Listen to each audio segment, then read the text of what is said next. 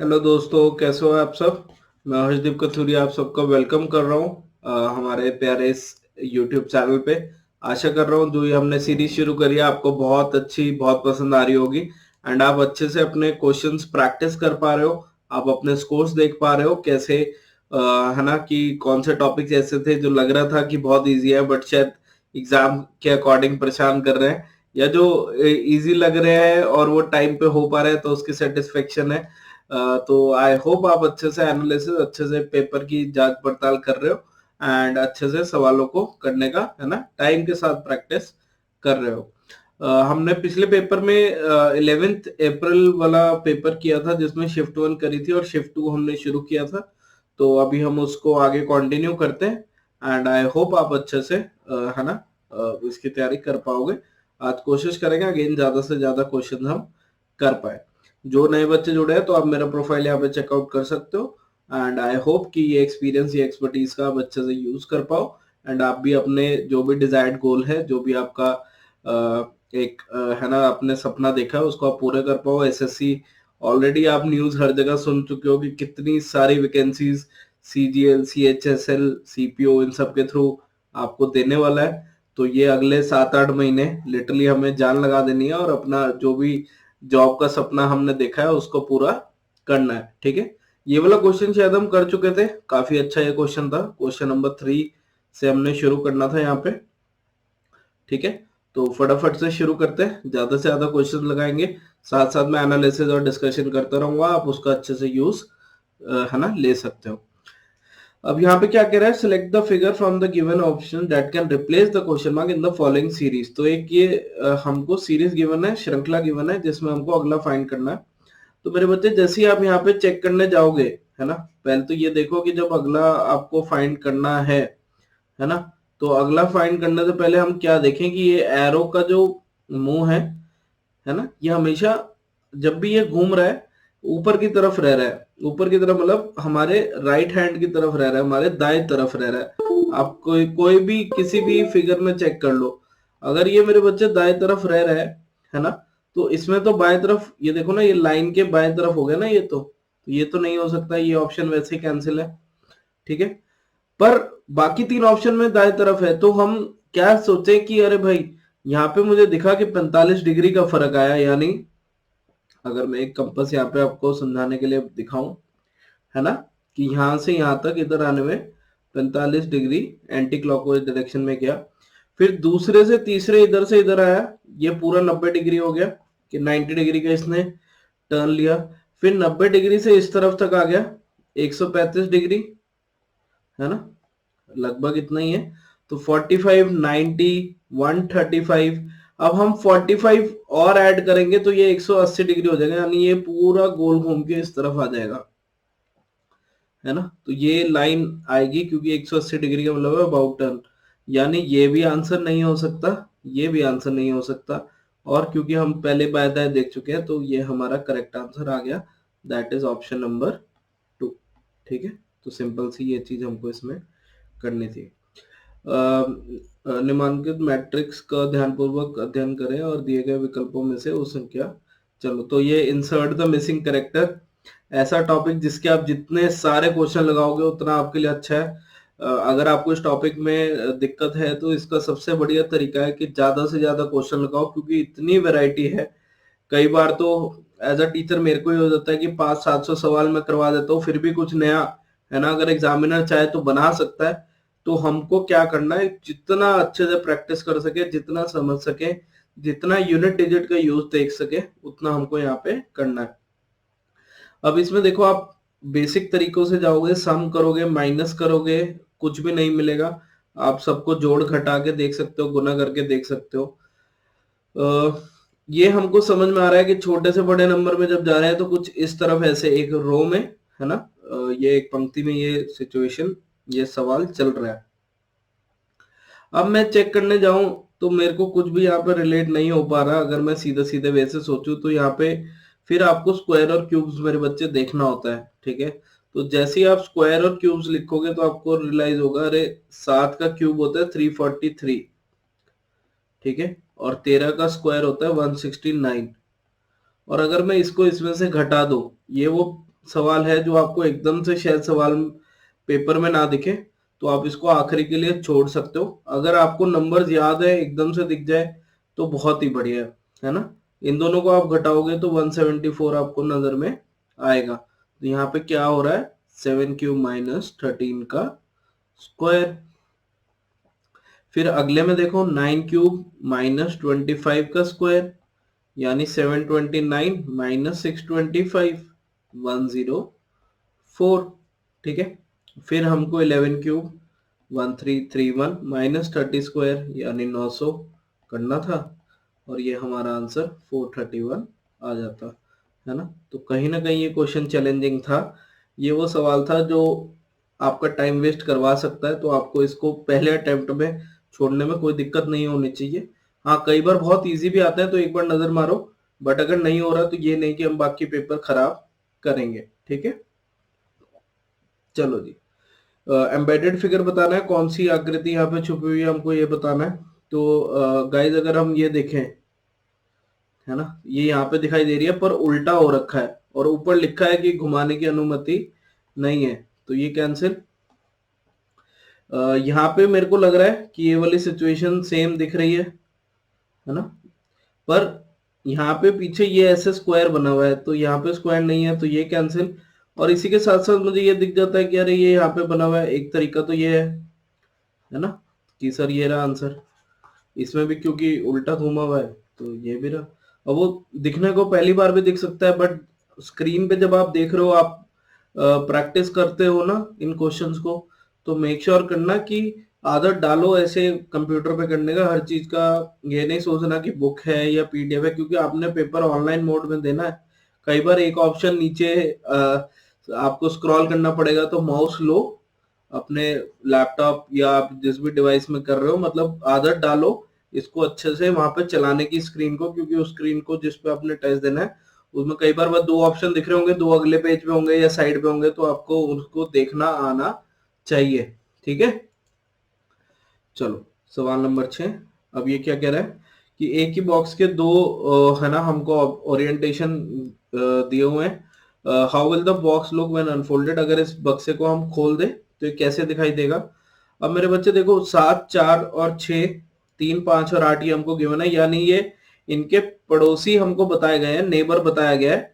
Opposite या तो हम निकाल लें, है ना, या हम यहीं से एलिमिनेट करें। अब देखो एग्जाम्पल मैं के तौर पे, अगर जैसे 3 में मुझे सीधा दिख रहा है कि 7 और 4 अगर यहाँ पे बने हुए हैं तो ये हमने पढ़ा हुआ है कि आमने सामने आने चाहिए, बट यहाँ तो साथ साथ है, बाय आमने सामने आई मीन ऑपोजिट, तो ये तो कभी भी आंसर नहीं हो सकता। ठीक है, ऐसे ही आप चेक करो 5 और 8, यही पढ़ते हैं ना कि एक एक छोड़ के एक दूसरे के ऑपोजिट आएंगे, आमने सामने आएंगे। ये आमने सामने नहीं हो सकते ना, क्योंकि यहाँ पे 7 गिवन है, तो ये भी कैंसिल हो गया।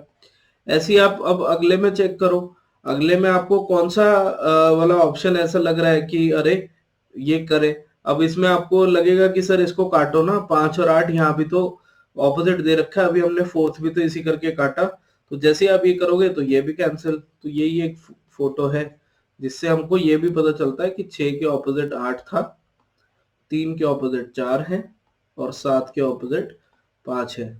ठीक है ना, ठीक है। और एक ये लॉ भी हमने, एक ये प्रॉपर्टी भी पढ़ी होती है, जब कोई भी फेस कॉमन नहीं है तो ऊपर वाले दोनों, अंदर वाले दोनों और बाहर वाले दोनों वैसे एक दूसरे के ऑपोजिट होते हैं। उसी का भी आप यूज कर सकते थे। अगर नहीं पढ़ी हुई तो एलिमिनेशन से तो कर सकते हो, ये नहीं सोचना कि अरे भाई अब तो हमें आता ही नहीं है। ठीक है ना, तो आई होप थोड़ा सा आप यहाँ पे इस चीज को अच्छे से समझ पाए। मैं आपको हर सवाल में पूरा पूरा तरीका, दो दो तीन तीन जितने मेथड है सब समझा रहा हूँ, कि सो दैट कोई बच्चा पहली बार भी इस क्लास को देख रहा है तो वो समझ पाए कि अगली बार ऐसा सेम क्वेश्चन आए तो हम कैसे करेंगे। ठीक है, चलो ये सेम क्वेश्चन हमने किया था क्लास में जब ये चैप्टर पढ़ा था, no pink is yellow, no yellow is white, है ना, और ऑल रेड्स आर येलो, तो सारे लाल पीले हैं इसके अंदर आएगा। कोई लाल गुलाबी नहीं है, देखो अगर कोई भी पीला ही गुलाबी नहीं था, ये पिंक था ना, तो लाल तो कैसे ही होगा। तो ये वाली बात तो बिल्कुल ठीक है। मैं कलर चेंज करता हूँ, एक सेकंड दीजिएगा, है ना। क्या ये चीज ऐसे हो गई, पहला सही हो गया। नो रेड इज व्हाइट, अगर कोई भी पीला सफेद नहीं है तो लाल भी सफेद नहीं होगा, ये बिल्कुल ठीक है। नो व्हाइट इज येलो, अगर कोई भी येलो रेड नहीं था, या कोई भी येलो सॉरी व्हाइट नहीं था, तो व्हाइट भी येलो नहीं होगा, तो ये भी ठीक है। तीनों सही हो गए, तो हमारा option number 4 that is all conclusion follow, यानी सभी निष्कर्ष अनुसरण करते हैं, ये बिल्कुल सही होगा। ठीक है मेरे बच्चे, क्या ये बात समझ में आई? चलो क्वेश्चन नंबर 8, ठीक है। यहाँ पे अगर हम सीरीज से बनाने का जाए तो आप ये सवाल को बना सकते हो, पर जब आप इसको ध्यान से देखोगे ना, जरूरी नहीं है कि एकदम से सवाल देखा और करना शुरू कर दें कि अरे यहाँ से ये बनेगा, इससे ये बनेगा, इससे ये बनेगा, है ना। आप मेरे बच्चे इसको कैसे रिलेट करते हो? ए से ई से आई से ओ से यू, क्या ये हमारे वॉवल्स नहीं आ गए? और यू के बाद फिर से ए, है ना, ये एल पे बन गया। मैं एक बार फिर से ये एरो बना देता हूँ, कहीं कंफ्यूज हो जाओ, है ना। कैसे?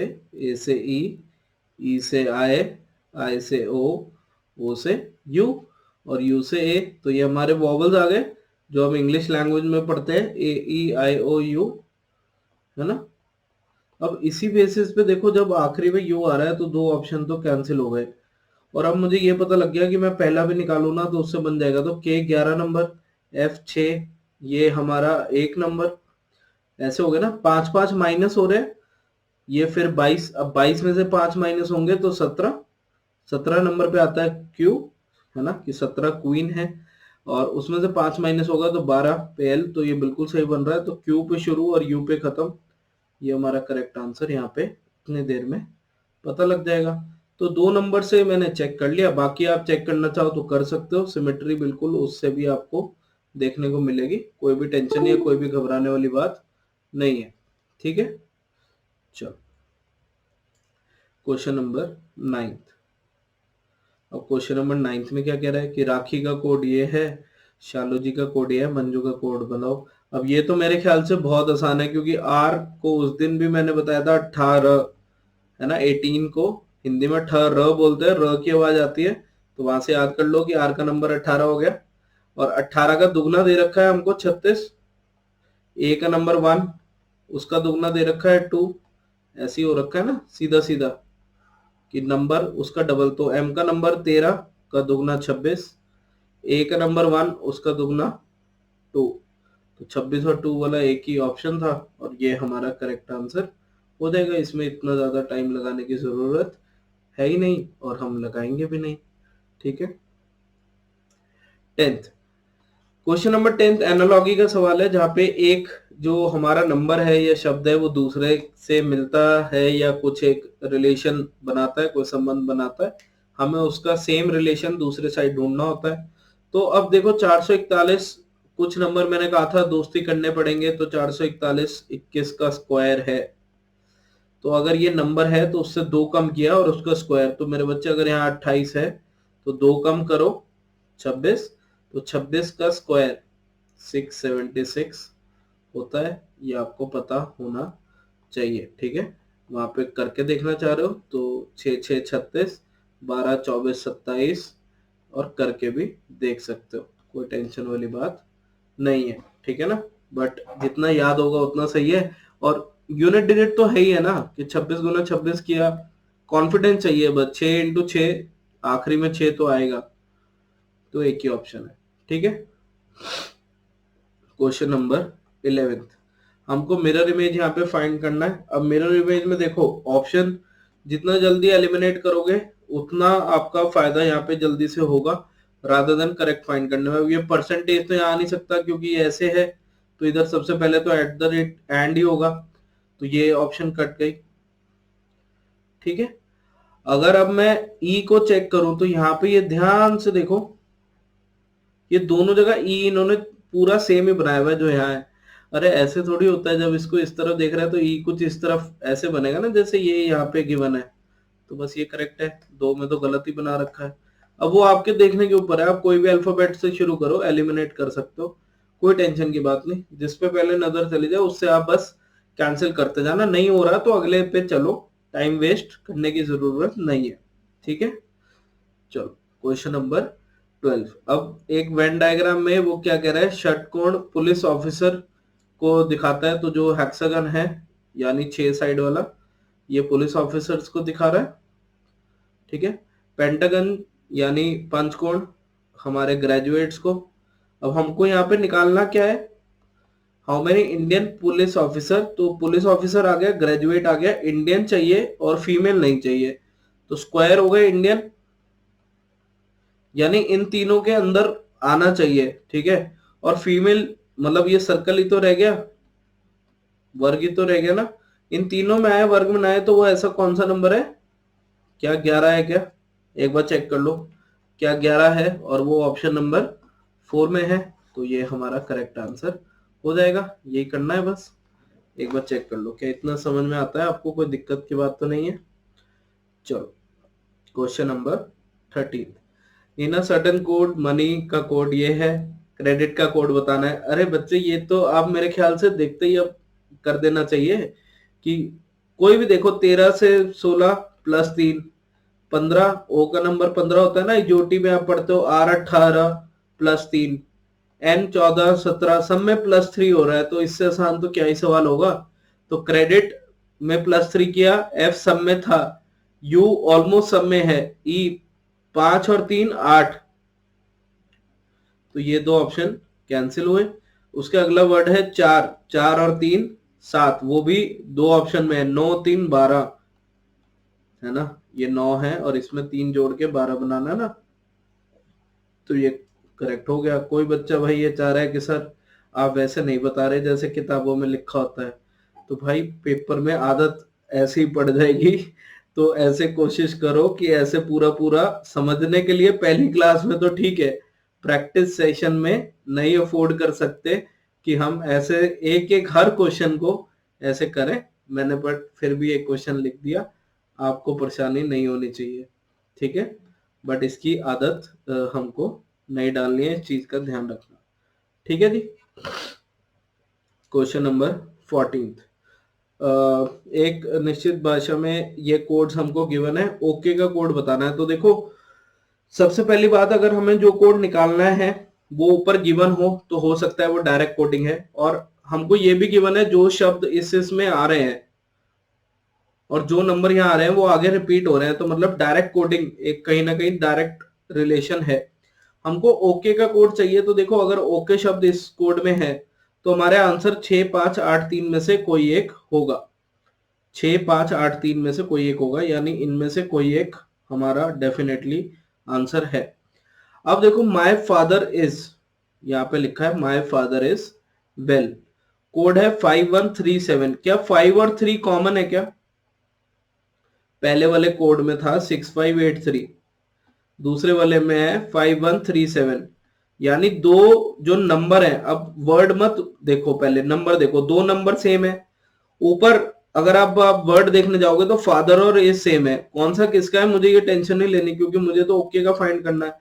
मुझे ये पता लग गया कि भाई 5 और 3 मेरा आंसर नहीं हो सकते, क्योंकि ये तो फादर या इसमें से किसी और के आ रहे हैं, ठीक है।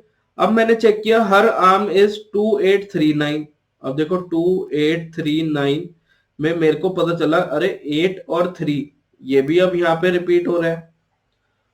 अब यहाँ पे वर्ड कौन सा यूज हो रहा है, हर और इज, हर और इज, तो अगर मैं एक एक निशान बनाना चाहूं तो 8 और 3 कॉमन है, हर और इज कॉमन है, तो 8 और 3 काट दो, 5 पहले काट दो क्योंकि वो तो फादर के साथ और इसके साथ तभी आया था, तो क्या रह गया, बस एक 8 भी कट गया, तो ओके ही तो रह गया, और कोड का नंबर कौन सा रह गया, 6, ठीक है, नंबर कौन सा रह गया, 6, तो ओके का कोड है 6, ठीक है बच्चे, चले आगे। चलो, तो ये पेपर फोल्डिंग का सवाल है, जहाँ पे एक ट्रांसपेरेंट शीट है ना, पूरी ऐसी शीट जिसके आप आर पार देख सकते हो, उसको फोल्ड करके वापस अनफोल्ड करें या कुछ कट बना दें तो वो कैसे दिखती है ना, या कई बार वो देगा कि एक पेपर को मोड़ के कुछ काट दिया और फिर उसको वापस ओपन करें तो कैसा, तो इसमें हमको मिरर इमेज बनानी होती है बस, कि ये यहाँ पे अगर मेरे बच्चे ऐसे एक बना है तो इधर भी बिल्कुल सेम बनेगा, है ना, ये हर जगह सेम है, ये मैं आपको समझाने के लिए कर रहा हूँ। अब मेन ट्राइंगल का खेल है, नीचे ऑप्शन में देखोगे तो हर जगह ट्राइंगल रिलेट हो रहा है, तो जब इसकी मिरर शीशे में इमेज बनाओगे तो ऐसे बनेगी। ये देखो ये यहाँ पे ऐसे नहीं है, यहाँ पे ऐसे है, यहाँ पे ऐसे नहीं है जो हमें चाहिए, और यहाँ भी नहीं है।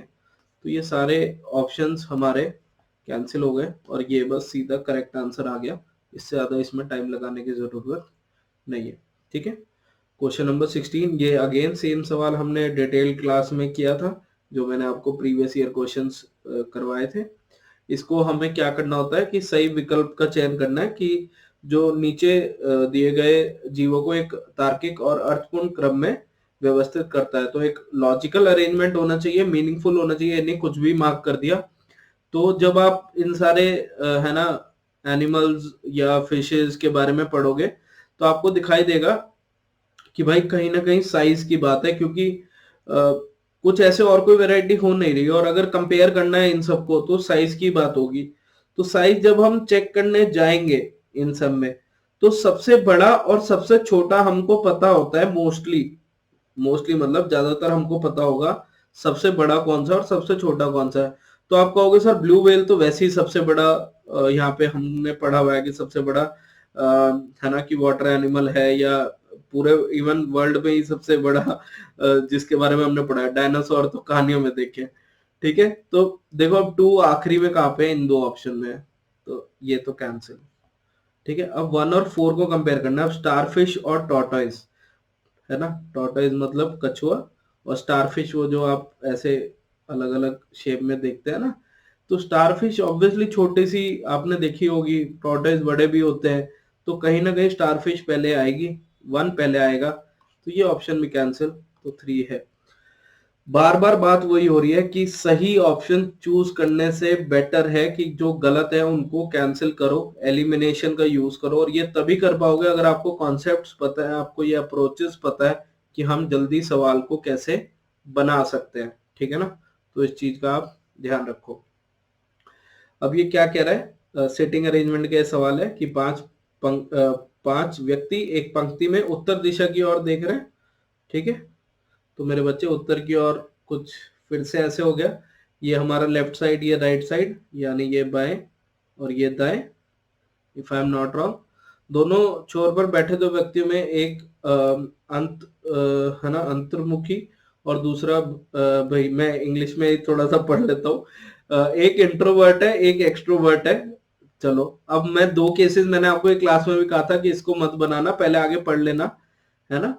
थिन पर्सन है sitting right of intelligent person. अब देखो यहाँ पे आपको क्या गिवन है कि एक वीक पर्सन जो है वो immediate left of the extrovert person है ना, क्या यही गिवन है। अब जैसे यहाँ भी एक कमजोर व्यक्ति एक बहिर्मुखी व्यक्ति के ठीक बाएं बगल में बैठा है, बाएं मतलब लेफ्ट में बैठा है, यानी जो एक्सट्रोवर्ट वाला पर्सन है ना, या वो जो बही वाला आपका ये पर्सन है वो इस साइड बैठा होगा। तो ये 5 लोग बस हमको पता लग गए ना फिर तो, क्यों, क्योंकि इंट्रोवर्ट उन्होंने कहा था इस साइड पे बैठा है, और हमको ये बताना है कि सेंटर में कौन बैठा है। एक्सट्रोवर्ट हो नहीं सकता, जो देखो वीक पर्सन इसके साथ बैठा हुआ है जस्ट, है ना, तो वीक पर्सन नहीं हो सकता। क्या ये समझ में आया। जो इंटेलिजेंट पर्सन है वो इंट्रोवर्ट और थिन के बीच में है, इंटेलिजेंट किसी के 2 के बीच में है, तो सेंटर में खुद कैसे होगा, क्योंकि वो तो इंट्रो के साथ है ना, इंट्रोवर्ट के साथ है। तो थिन यानी दुबला वाला पर्सन ही रह गया, जो यहाँ बीच में बैठा है, हमको सेंटर वाला ही बताना था, और ये हमारा करेक्ट आंसर हमको दे देगा। क्या ये बात इतनी समझ में आती है। ठीक है जी, चलें आगे। चलो क्वेश्चन नंबर 18 में क्या कह रहा है कि अक्षर समूह दिए गए हैं, इनमें से कौन सा अलग है। अलग से देखो यहाँ पे नंबर्स अगर आपको याद हो तो आप अगेन जल्दी से रिलेट कर लोगे कि यहाँ पे +3 हो रहा है, 3 से 7 +4 हो रहा है, 7 से 12 5 हो रहा है, और 12 से 19 7 हो रहा है। क्या ये बात समझ में आई। और यहीं पे दाल में कुछ काला लगा, क्योंकि 3 4 5 6 होता तो वैसे ही मन को अच्छा लगता है, बट हम चेक करेंगे। ठीक है, तो 14 से 17 3, 17 से 21 4, 21 से 26 5, और 26 से 32 है ना 6, क्योंकि एफ को 26 + 6 भी तो लिख सकते हैं ना 32 ही। तो ये 2 ऑप्शन आए। अब तीसरा जो भी इनसे मैच करेगा वो रख देंगे, नहीं तो उसको हम कैंसिल करने के योग्य हो जाएंगे अगर उसमें कुछ अलग ही चीज ना चल रही हुई, है ना। तो 12 से 15 यहाँ भी 3, 15 से 19 4, 19 से 24 5 और 24 से 30, क्योंकि डी अगेन 26 प्लस 4 लिख सकते हो ना, डी का नंबर 4 30 होता है। तो 24 से 30 तो 6, तो ये भी 3 4 5 6 हो गया, ये भी 3 4 5 6 था, यहाँ पे 7 था, तो यही गलत है ना। अब मन की तसल्ली के लिए हमको चेक करना है, तो ये बिल्कुल कर लो। 6 से 9 प्लस 3, 9 से 13 प्लस 4, 13 से 18 प्लस 5, 18 से 24 प्लस 6, तो ये भी सेट बैठ रहा है। फर्स्ट वाला बस नहीं बैठ रहा था, तो वो हमारा अलग हो जाएगा। क्या ये बात समझ में आई? ठीक है, इतना ठीक है। चलो जी, 19th सीरीज का है ना, ये एक सवाल है जहाँ पे हमको अगली टर्म फाइंड करनी है, और बहुत ही इजी मेरे ख्याल से क्वेश्चन मेरे को तो दिख रहा है, और आपको भी बड़े आसानी से दिख जाएगा, क्योंकि जैसे मैं ये देख रहा हूं ना, अरे ये तो +4 है, यहाँ पे चेक करो, ये भी +4 है, ये भी +4 है, तो 3 तो मुझे आसान से दिख गए। अब 14 से 31 कैसे जाएंगे? इसमें आप सोच सकते हो कि सर +17 हो रहा है, पर 35 से 73 में तो ये चीज आसानी से दिखती है कि सर इंटू 2, 35 गुना 2 70 +3 हो रहा है। अब वो यहाँ पे चेक कर लो, क्या वो यहाँ भी वर्क कर रहा है? तो वो यहाँ भी वर्क कर रहा है। 14 इंटू 2 28 +3 तो 31 हो रहा है ना। तो हमको यही करना है बस 77 से, क्योंकि +4 तो हो चुका। तो 77 इंटू 2 +3, यूनिट डिजिट का कमाल से 7 वैसे ही आ जाएगा। 7 2 14, 4 और 3 7, तो ये हमारा करेक्ट आंसर 19th का सी ऑप्शन हो जाएगा मेरे बच्चे। ठीक है, पूरा करना चाहते हो तो पूरा भी आप सॉल्व कर लो, कोई रोक टोक नहीं है, पर टाइम बचाना है तो ध्यान रखना है। तो क्या हो रहा है, एक बारी +4, फिर इंटू 2 +3, फिर +4, फिर इंटू 2 +3 है 100। ठीक है, क्या ये इतना समझ में आया? चलो सवाल number 20, which two digit should be interchange, ताकि हम इसको करेक्ट बना पाए। दिए गए समीकरण को संतुलित करने के लिए किन दो अंकों, अब देखो अंकों में बदलना है, नंबर को नहीं बदलना। तो डिवाइड का साइन सबसे पहले देखेंगे। अब 384 डिवाइडेड बाय 16 करता हूं, है ना। तो 16 2 32, 32, और फिर 64 बच रहा है यानी 24। अब 24 अगर ये आ रहा है, और मुझे बाकी का ऑप्शन देखूं कि एक बार मैं सोचूं इन सबको नहीं छेड़ना, कि 3 को नहीं छेड़ना, 8 को नहीं छेड़ना, 4 को नहीं छेड़ना, 1 और 6 को नहीं छेड़ना, तो एक ही ऑप्शन रह गया 7 और 9 वाला। तो 7 और 9 को बदल के देख लेते हैं सर। तो 7 और 9 को जब हमने बदला तो ये क्या आ जाएगा, 9 इधर यानी 24 माइनस 92 प्लस 7 इंटू 10, क्योंकि 7 और 9 को हमने इंटरचेंज कर दिया। तो मेरे बच्चे ये क्या है, 24 माइनस 92 प्लस, पहले मल्टीप्लाई करेंगे ना 70। अब इसको आप सॉल्व करो, 70 प्लस 24 94 माइनस 92, तो 2 आ रहा है, और हमको 2 ही चाहिए था। तो ये तो मुझे पहले डिवाइड करने से ही अंदाजा लग गया था कि 2 ही आंसर हो सकता है, और तो कोई हो ही नहीं सकता। ठीक है, वैसे अगर आप हर बार ये मत सोचना कि ऐसे ही आएगा, क्योंकि इतना सॉल्व करके देखना पड़ेगा, ये नहीं वहीं पे खत्म कर दो। ठीक है, ऐसा मैं क्यों कह रहा हूं, क्योंकि कई बार क्या होगा कि 384 से जो नंबर रिलेट होके आएगा, जो चेंज होके आएगा, सपोज करो पहला ऑप्शन में 3 और 7 है जी, तो 3 की जगह अगर मैं 7 लेके आऊं तो 784/16 आ सकता है। 784/16 कितना होगा, 7 4 जा 64 और 144 8 जा, तो ये डिवाइड हो रहा है, बस इससे आगे नहीं बनेगा। तो ट्राई जरूर कर लेना। जल्दबाजी में कई बार क्या होता है कि अगर एग्जामिनर थोड़ा सा और स्मार्टली ऑप्शंस को बना रहा है, तो आप उसमें फंस ना जाओ, गलती ना कर दो, है ना। तो ये कोशिश करनी है कि हम फास्ट अप्रोच तो समझे, बट ये भी समझे कि ये ना हो कि जल्दी के चक्कर में जल्दबाजी हो जाए और जल्दबाजी के चक्कर में काम खराब हो जाए। तो फास्ट अप्रोच यूज करके उसको अच्छे से यूज करना यहाँ पे जरूर आपने सीखना है, अच्छे से उसको समझना है। ठीक है, क्या एक सवाल और करें? चलो एक सवाल और कर लेते हैं, एनालॉजी का सवाल है, और आसान सवाल था ये भी। ठीक है, pattern is related to this. तो यहाँ पे मेरे बच्चे मेरे ख्याल से नंबर्स के साथ साथ आपको ये इजीली रिलेट हो जाएगा कि ए को ढूंढा करो। ए से बी आराम से दिख जाएगा, पी से क्यू फिर दिख जाएगा, तो क्या हो रहा है +1 होके ए से बी बन रहा है, पी से क्यू बन रहा है, ई से मेरे बच्चे एफ बन रहा है, टी से यू बन रहा है ना, यही हो रहा है ना, एस से टी, एल से एम, तो इन सब में +1 हुआ। तो अब हमें यही करना है, ई से एफ, एन से ओ, ठीक है, फिर टी से यू, सी से D, F O U D एक ही ऑप्शन में आ रहा है, और ये हमारा करेक्ट आंसर यहाँ पे हो जाएगा। ठीक है जी, क्या इतना आपको समझ में आया? तो आज की क्लास के लिए हम इतना ही करते हैं। अगेन मैं वीडियोस इस हिसाब से बना रहा हूँ कि आपकी प्रैक्टिस भी हो जाए, एनालिसिस भी हो जाए, जितना समझा रहा हूँ उतना एब्जॉर्ब भी हो जाए, क्योंकि पढ़ाने को तो वो मैराथन क्लास रखने को 4 घंटे में अभी रख सकते हैं, बट क्योंकि आपके पास बाकी सब्जेक्ट का भी लोड है, आप ये कोशिश भी कर रहे हो कि जो एक्स्ट्रा डाटा हमें याद रखना है वो रखें, जो प्रैक्टिस करनी है वो हम करें। तो बहुत सारे कॉन्सेप्ट्स एक साथ हो रहे हैं, आप मेक श्योर करो उन्हें अच्छे से प्रैक्टिस करते रहो। कहीं भी दिक्कत लगती है तो कमेंट में जरूर बताओ, और अगर आपको लगता है कि नहीं सर ओके आप थोड़े और इससे ज्यादा और क्वेश्चंस करा सकते हो तो बिल्कुल कराओ, तो अपना फीडबैक दो, हम कोशिश करेंगे कि और ज्यादा एनर्जी और ज्यादा सवालों के साथ आपको यहाँ पे दिखाई दे। और ये तो मैं डेफिनेटली आपको सारे पेपर्स करवाने वाला हूँ, एंड बिल्कुल ये मैं होप कर रहा हूँ कि हम उन पेपर्स से और अपने कॉन्सेप्ट की क्लासेस से जो पूरी टीम आपको करा रही है, आप अपना एग्जाम बिल्कुल A1 तरीके से देके आओगे। ठीक है, तो आज के लिए इतना ही करते हैं, तब तक के लिए अपना ध्यान रखो, अच्छे से पढ़ते रहो, मुस्कुराते रहो, बाय बाय।